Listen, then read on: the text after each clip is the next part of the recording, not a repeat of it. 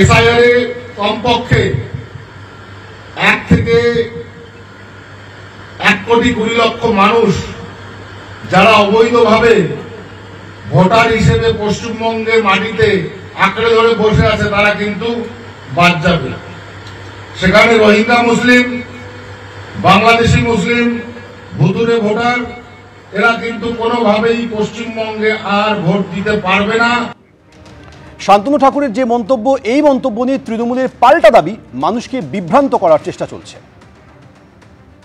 ও প্রমাণ দিক যে 1 কোটি কত লক্ষ 20 লক্ষ লোক যদি রোহিঙ্গা হয়, তো ও যে এতটা ডিটেলস যদি জানে তাহলে ওইগুলো সবও জানে, ওকে সঙ্গে মিলেমিশে আসে, তাহলে আর কি করে বলবো, আমরা তো জানি না।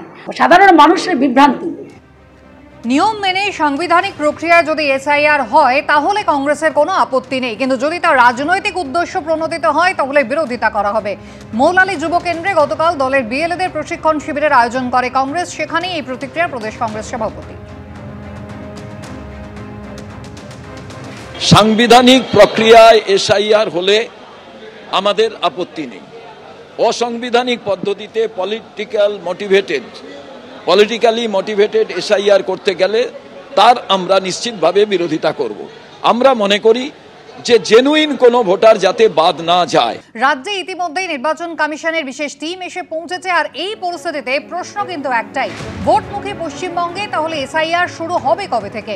সূত্রের খবর, দফায় দফায় বৈঠকে জাতীয় নির্বাচন কমিশনের প্রতিনিধিরা জানতে চেয়েছেন এসআইআর এর বিজ্ঞপ্তি প্রকাশের পরে এনুমারেশন ফর্ম অর্থাৎ এসআইআর এর জন্য যে আবেদনপত্র ৩-৪ দিনের মধ্যে তার 20% ছাপানো কি সম্ভব? যাবতীয় প্রস্তুতি 11 থেকে 15 অক্টোবরের মধ্যে শেষ করার নির্দেশ দিয়েছে নির্বাচন কমিশনের এই বিশেষ দল।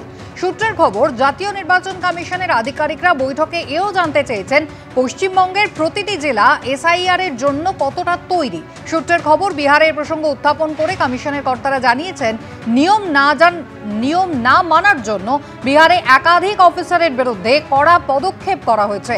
গতকাল বিকেলে রাজারহাট গোপালপুর এবং রাজারহাট নিউটাউন বিধানসভার প্রায় 600 জন বিএলওকে নিয়ে তারা বৈঠক করেন।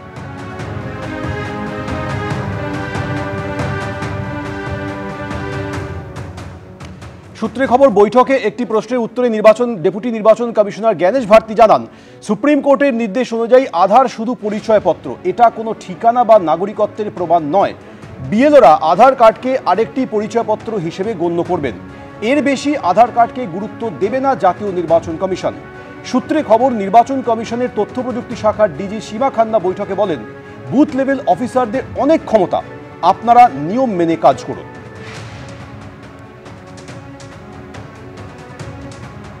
কিছুটা বিএলও যেটা আছে গাইডলাইন কি আছে, সার্কুলার কি আছে, বিএলও কিরম কাজ করবে, বিএলও কোনো প্রবলেম হচ্ছে না হচ্ছে, বিএলও কোনো প্রবলেম এসব জিনিস আর কি আছে, জেনারেল জিনিস ছিল।